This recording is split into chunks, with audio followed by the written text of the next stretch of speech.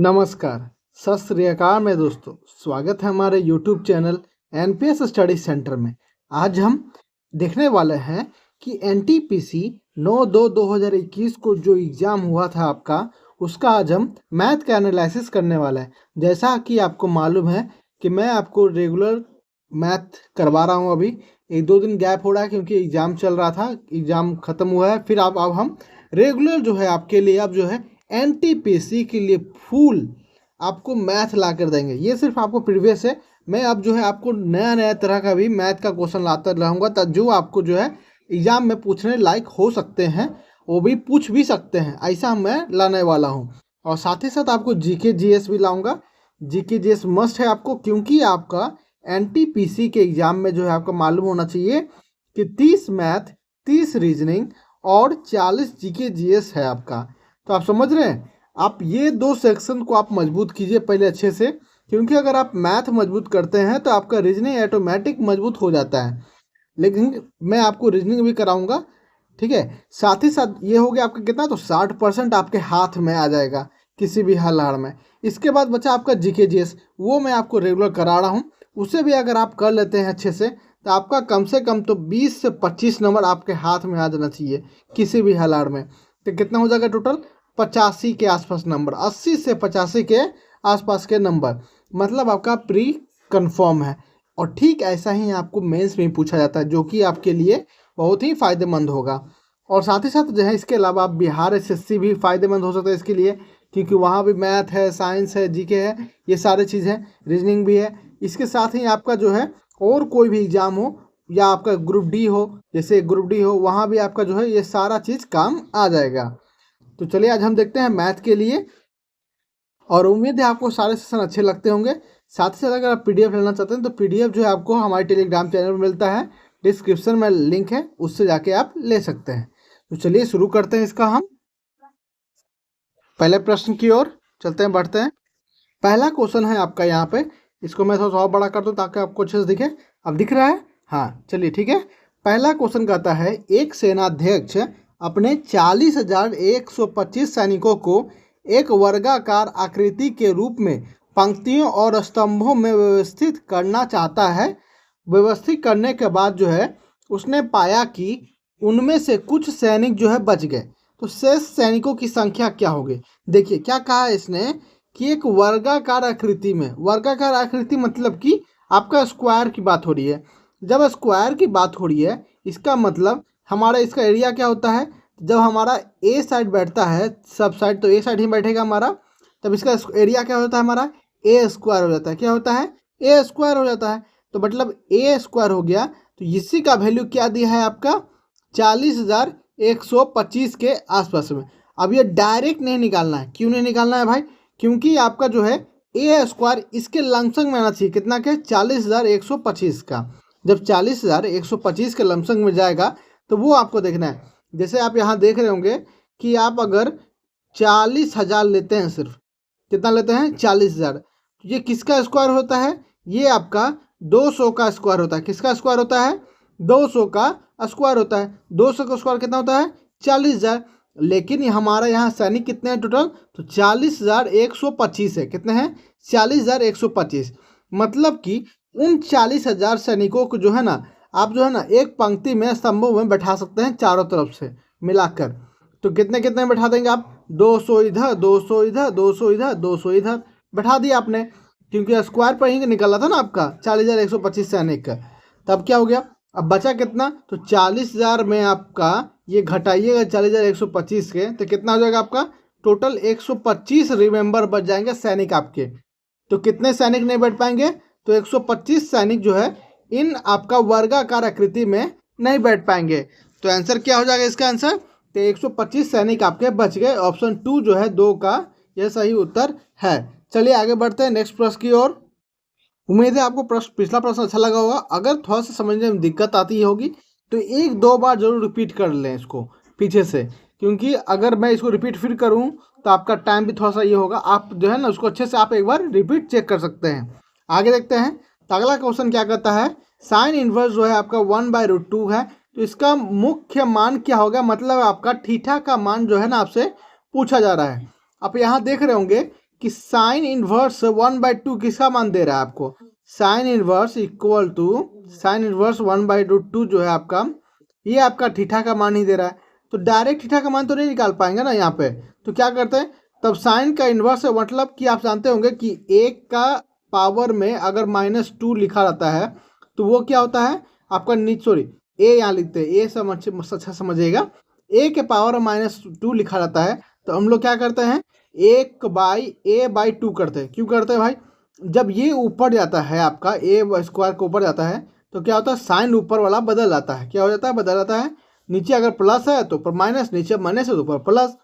ठीक इसी तरह जो है आपका यहाँ पर आप देख रहे होंगे कि आपका जो है साइन इनवर्स दिया हुआ है, तो मतलब यहाँ हम चेंज करते हैं इसको तो क्या हो जाएगा 1/√2, इसको ब्रैकेट कीजिए और 1 तो साइन थीटा हो गया, कितना हो गया साइन थीटा हो गया। अब इक्वल टू क्या हो गया, सॉरी साइन थीटा नहीं, साइन सिर्फ हो जाएगा ना, सिर्फ साइन हो जाएगा आपका, कितना हो जाएगा साइन हो जाएगा। अब इक्वल टू कितना हो गया थीटा हो गया। अब ये साइन को इधर से मल्टीप्लाई कर दीजिए तो कितना हो गया 1/√2 इक्वल टू साइन थीटा। अब आपको मालूम होगा कि साइन थीटा मतलब कितना वैल्यू जो है आपका 1/√2 होता है, ये आपको याद होना चाहिए कि साइन 0 कितना होता है तो 0 होता है, साइन 30 कितना तो 1/2 होता है। इसी तरह आपको याद होना चाहिए तो 1/√2 जो है साइन थीटा कितना वैल्यू होता है तो साइन 45 का वैल्यू होता है, क्या होता है साइन थीटा का जो आप यहाँ पर 45 रखेगा तभी आपका मान क्या होता है 1/√2 होता है। इसका मतलब थीटा का मान कितना हो गया आपका तो 45 डिग्री। और 45 डिग्री को अगर हम इसमें कन्वर्ट करें पाई में तो आप पाई का मान जानते कितना होता है तो 180 डिग्री होता है। अब 180 को हम 4 से डिवाइड करेंगे तभी तो हमारा 45 डिग्री आता है ना, तो मतलब पाई को अगर हम 4 से डिवाइड करेंगे तो हमारा क्या आ जाएगा 45 डिग्री। तो आंसर क्या है π/4। ऑप्शन 6 क्वेश्चन का जो आंसर है आपका 4th ऑप्शन है। चलिए आगे बढ़ते हैं, नेक्स्ट क्वेश्चन देखिएगा। यहाँ क्या कहता है कि निम्नलिखित समीकरण के आधार पर आपको ए और बी का मान ज्ञात करना है। किसका मान ज्ञात करना है, ए और बी का जो है आपको मान ज्ञात करना है। क्या बोला है कि ए और बी का मान ज्ञात करना है। देख रहे हैं आप यहाँ पे क्या लिखा है BA, उसके बाद B3 इंटू में है यहाँ पे, यहाँ लिखा हुआ आपका 57A। अब यहाँ देखिएगा कि यहाँ पर हम क्या कर सकते हैं डायरेक्ट नहीं बना सकते। क्यों नहीं बना सकते, तो यहाँ आप देखिए ना ऑप्शन पुट करना पड़ेगा। डायरेक्ट क्या बनाइएगा, क्या पुट कीजिएगा, आपको थोड़े मालूम रहता क्या पुट करना है, तब ऑप्शन से पुट कर सकते हैं। अगर हम यहाँ देख रहे हैं ऑप्शन 3rd में आंसर दिया हुआ है, तो अगर हम इसको पुट करते हैं तो बी का वैल्यू क्या है यहाँ पर 2 दिया है तो 2 हो गया। अब ए का वैल्यू क्या हो गया आपका 5 है, इंटू हो गया। इसके बाद बी का वैल्यू क्या है 2 है, 3 है, इक्वल टू कितना आ गया आपका तो 57। उसके बाद जो है आपका ए का वैल्यू क्या है तो 5 है। तो इसका मतलब कि अगर हम 25 को 23 से मल्टीप्लाई करेंगे तो कितना आएगा हमारा 575 आएगा, जो कि सही होता है। बाकी वैल्यू आप भी है जो ना पुट करके रख सकते हैं। चलिए आगे देखते हैं नेक्स्ट प्रश्न की ओर। तो इसका आंसर क्या हो जाएगा 3rd ऑप्शन हो जाएगा 10 का। चलिए आगे बढ़ते हैं, नेक्स्ट प्रश्न देखिएगा। नेक्स्ट प्रश्न क्या कहता है आपसे, कहता क्या है तो कहता है आपका 1/5x - 1/6y into 5x + 6y। अब इसका मान याद करना है। अब इससे आसान क्या हो सकता है, डायरेक्ट आप मल्टीप्लाई कीजिए इसको, इससे करते हैं इसको हम। अगर हम 1/5x को इससे 5x से मल्टीप्लाई करते हैं क्या जाएगा 5 तो कैंसिल हो जाएगा, तो क्या बचेगा हमारे पास सिर्फ x² बचेगा। क्या बचेगा x² बचेगा, एक मिनट, क्या बचेगा x² बचेगा। उसके बाद फिर मल्टीप्लाई करेंगे इसको इससे तो क्या बचेगा हमारा, तो वो बचेगा हमारा 6xy/5 बचेगा, प्लस इसके बाद क्या हुआ अगर हम इसको इससे मल्टीप्लाई करें तो क्या हो जाएगा 5x, अरे यार क्यों नहीं लिखा रहा है 5xy/में आपका 6, लेकिन यहाँ पर आपका माइनस आना चाहिए ना, माइनस आएगा, क्या आएगा माइनस आएगा। फिर अगर हम इसको इससे मल्टीप्लाई करेंगे तो क्या आएगा हमारा तो -y²। क्यों आएगा तो क्योंकि 6 कैंसिल हो जाएगा, कट जाएगा, इसलिए। अब इसको सॉल्व करते हैं। अब इसको ये तो सिर्फ ऐसे ही रहेगा, इसको तो कुछ होगा नहीं, इसको सॉल्व करना है। इसको सॉल्व कीजिएगा, नीचे एलसीएम कितना आ जाएगा आपका 30, ऊपर कितना हो जाएगा 6 × 6 36xy माइनस में 25, यहाँ से मल्टीप्लाई हो जाएगा 25xy, कितना बचा हमारे पास तो 11xy। क्या बच गया 11xy, मतलब कि एक्स स्क्वायर प्लस 11xy बटा में 30 और माइनस वाई इसको आना चाहिए था। क्या है, कहाँ है आंसर इसका? तो इसका आंसर है आपका वन ऑप्शन में। किस में है? वन ऑप्शन में। तो आपका 12 का आंसर क्या हो गया? फर्स्ट ऑप्शन सही होगा। चलिए आगे बढ़ते हैं नेक्स्ट प्रश्न की ओर। नेक्स्ट प्रश्न देखिए क्या कहता है कि एक खुदरा विक्रेता अपने सभी सामानों के मूल्य पर जो है क्रय मूल्य से 50% अधिक कीमत रखता है, लेकिन क्या करता है उसने कि अंकित मूल्य पर जो है उसने क्या किया कि 25% छूट दिया। क्यों दिया भाई? जब भी आप दुकान को देखते होंगे कि वो जो है प्रॉफिट कैसे कमाता है, तो कुछ कॉस्ट प्राइस से जो है ना अंकित मूल्य ज़्यादा रखता है, क्योंकि तभी तो वो प्रॉफिट कमा पाएगा ना। अब उसी उसी अंकित मूल्य पर उसने जो है कुछ छूट देता है, ताकि आपको जो है वो छूट प्राप्त हो सके। उसके बाद क्या कहता है 25% छूट दिया। इसे लगता है कि फिर उससे जो है जानते छूट देने के बाद भी जानते क्या हुआ, दुकानदार को 25% का लाभ हो गया। कैसे हो गया भाई? भाई उसने अंकित मूल्य ज़्यादा रखा, 25% छूट दिया, फिर भी उसे जो है 25% का लाभ हो रहा है। तो इस बिक्री पर होने वाला वास्तविक लाभ क्या है, ये मान ज्ञात करना है। क्या करना है? ये मान जो है आपको ज्ञात करना है। तो देखिए क्या कहता है यहाँ पे।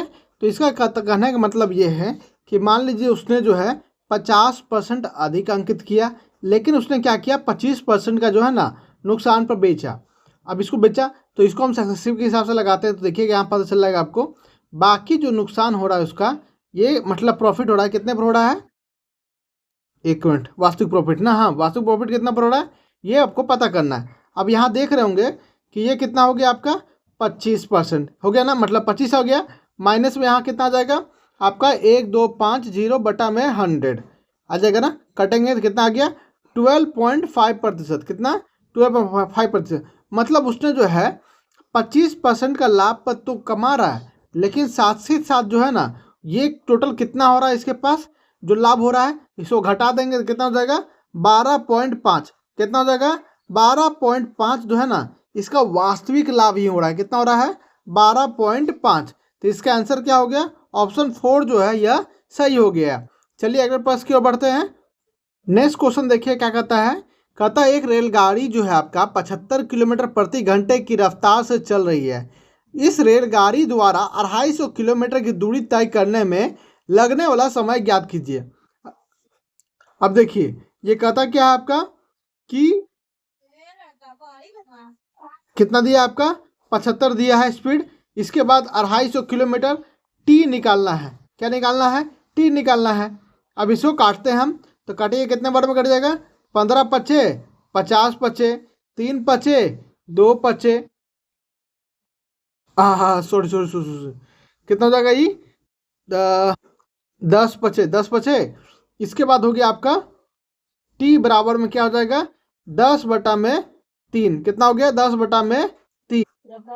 अब इसको अगर हम क्या बोलते हैं मतलब मीटर में चेंज करते हैं तो कितना आ जाएगा हमारा 300 काटेंगे इसको 20, तो कितना हो गया 200 मिनट। मतलब कि 3 घंटा, एक घंटा 60 मिनट, तो 30 मिनट 120 180 जो मिनट होगा कितना हो गया 3 घंटा। तो 3 घंटा अब बचा कितना तो 20 मिनट, 3 आवर 20 मिनट में जो है इसे कवर कर लेगा। ऑप्शन 4 जो है यह 19 का सही उत्तर है। चलिए आगे बढ़ते हैं नेक्स्ट प्रश्न की ओर। नेक्स्ट प्रश्न देखिएगा क्या कहता है कि 5% वार्षिक ब्याज की दर से जो है 1025 के ऋण को 2 वर्ष में चुकाने हेतु किए जाने वाले वार्षिक भुगतान की बात करें। वार्षिक भुगतान की बात करें तो मतलब एक साल में वह कितना भुगतान करेगा इसके बारे में बात करना है। अब देखिएगा इसको जो है पहले क्या करता है 5% के हिसाब से इसको हम निकालेंगे तो कितना आ जाएगा 5% का, तो 1025 इंटू 5% का हो जाएगा कितना, तो ये हो जाएगा आपका 51.25। कितना हो जाएगा 51.25। यह पहले वर्ष का। दूसरे वर्ष का भी आपको इतना ही दिया जाएगा। तो इससे क्या हुआ, तो ये जो है आपका जो है लौटाएगा कितना, साथ ही साथ इंटरेस्ट नहीं है, क्या है चक्रवृद्धि ब्याज है। अब 51.25 को भी जो है आपको 5% में लाना होगा। कितने में 5% में लाना होगा। 10% कितना हो जाएगा क्या 5.125 हो जाएगा। तो 5% कितना हो जाएगा इसका 2. इसका बचेगा एक आपका 5, उसका फिर बचा 1 और 6, तो ये 2.56 के आसपास में आएगा, आ जाएगा ना, लगभग मैं बता रहा हूँ मैं। फिर इसे जो है आपका ये आपका 2 साल का हो गया। कितने साल का हो गया 2 साल का। अब टोटल कितना है आपका 1025 है। कितना है 1025 है। और ये आपका जो है एक्स्ट्रा है ना, क्या बोलते हैं उसको, रिवॉर्ड हो रहा है, मतलब एक्स्ट्रा जो है पैसा कमा रहा है चक्रवृद्धि ब्याज पे। जब इसको आप जोड़िएगा तो लगभग जो है ना, आप अगर आप यहाँ पर जो है इसका आधा करते हैं, कितना होता है आधा, 1025 का आधा कितना हो जाएगा आपका 512 हो जाएगा, 512। और इसको जो है फिर इसका आधा करके इसमें जोड़ना है। फिर आपको क्या करना है, इन तीनों को जोड़कर फिर आधा करके, क्योंकि आपको 2 साल का निकालना है ना, जब इसमें जोड़िएगा तो टोटल आपका कितना जाएगा 551.25 के आसपास में आ जाएगा। प्रति वर्षिक जो है भुगतान करने वाला है इसमें। थर्ड ऑप्शन जो है ये 21 का सही उत्तर है। चलिए आगे बढ़ते हैं। नेक्स्ट प्रश्न क्या कहता है कि 3 संख्याओं का अनुपात जो है आपका क्या है 1:2:3 है। उनका महत्तम समानुपात क्या है 12 है। वे संख्याएं कौन सी हो सकती है। तब देखिए, जब आपका एचसीएफ दिया है 12, तो हम यहाँ रेशियो दिया है। अब भाई जब ये कैसे हो सकता है रेशियो मेरा, तब हम इसी का मल्टीप्लाई कर देंगे। मान लीजिए कि आपका कोई नंबर है 6, 12, 18, तब इसका एचसीएफ क्या हो जाएगा आपका 6 हो जाएगा। क्यों? क्योंकि तीनों में कॉमन फैक्टर क्या है हमारा 6 है। 6 है ना। बाकी जो भी मल्टीपल हो, लेकिन तीनों में कॉमन फैक्टर होना चाहिए ना। अब देखिए इसका रेशियो क्या बन गया 1:2:3 बन गया ना। इसका 3 रेशियो बन गया, ऐसा बन गया। लेकिन इसका क्या हो गया एचसीएफ 6 हो गया। तब फिर मल्टीप्लाई करेंगे तीनों से, तो 6 यहाँ 12 यहाँ 18 वापस आ गया ना रिटर्न। ठीक है, उसी तरह हम यहाँ आपका एचसीएफ 12 दिया है, तब यहाँ से मल्टीप्लाई कर देंगे तो क्या जाएगा 12, 12 24 और 12 36। ये आपका तीनों का नंबर आ गया। तो क्या हो गया 12, 24 और 36। ऑप्शन 4 जो है तो इसका यह सही उत्तर है। चलिए नेक्स्ट प्रश्न की ओर बढ़ते हैं। नेक्स्ट प्रश्न क्या है आपका, ये आपका जो है मल्टीप्लाई और डिवाइड करने वाला है चीज़ है। ये आपको खुद करना चाहिए। चलिए मैं लगभग बता दूंगा आपको। यहाँ देखिए, यहाँ क्या लिखा है आपको 0.2 का इंटू किया तो मतलब स्क्वायर हो गया, तो कितना हो गया 4 कर दिए और 2 जीरो और बैठा दीजिए, हो गया ना। अब प्लस यहाँ देखिएगा 2 जीरो टोटल 4 जीरो, तो 0.0004 हो गया। 1 2 1 1 2 3 4 हो गया ना। अब ठीक इसी तरह आगे फिर दिया है आपका, क्या दिया है तो 0.4 इंटू 0.202 दिया है, इतना दिया है। फिर इसको माइनस कीजिएगा, कितना जाएगा आपका 0.8 आएगा ना। अब यहाँ के गो जीरो है 2 और 3 गो, तो 1 और 2 हो गया इतना। अब डिवाइड बाय 0.36 है। अब इसको पहले आपको जोड़ घटाव करना होगा। अब इसको हम इससे जोड़ते हैं तो कितना जाएगा आपका 0.04 0.0004। अब इसको जोड़िए कितना था दोनों को, तो 4 0 4 0 पॉइंट इतना। अब इसको फिर इससे हम घटाएंगे, पॉइंट से इसको घटाएंगे इसको, तो 008। अब घटाइएगा 4, कितना आ गया 4, यहाँ से आपका 2, फिर आपका क्या आ जाएगा यहाँ पे 0, यहाँ पे ना 0 हो जाएगा ना, तो 2, उसके बाद यहाँ से हो जाएगा 3, कितना जाएगा 3, इसके बाद यहाँ से ख़त्म 0 पॉइंट, कितना आ गया 0.324 आ गया। अब इसको काटिए किससे 0.36 से। जब इसको काटिएगा 2 0 2 0 1 0 बचेगा सिर्फ। अब इसको काटिएगा कितना बार में कटेगा 9 बार में कट जाएगा, तो कितने बार में 9 बार में कट जाएगा, 0.09 बच जाएगा आपका आंसर। चलिए आगे बढ़ते हैं नेक्स्ट प्रश्न की ओर। देखिएगा यहाँ क्वेश्चन क्या करता है 39 नंबर। यहाँ कहता है आपसे 5 अंकों की एक संख्या में सैकड़ों के स्थान पर मौजूद 2 अंक है। इकाई के स्थान पर मौजूद अंक सैकड़ों के स्थान पर मौजूद अंक से 2 गुना है। संख्या में 1000 के स्थान पर 0 है। 10,000 के स्थान पर मौजूद अंक जो है ना आपका सैकड़ों के स्थान पर मौजूद अंक और इकाई के स्थान पर मौजूद अंकों का योग के बराबर है। 2.5 अंक के साथ जो है मौजूद अंक जो है 10,000 के स्थान पर मौजूद अंक से 1 कम है। संख्या ज्ञात कीजिए।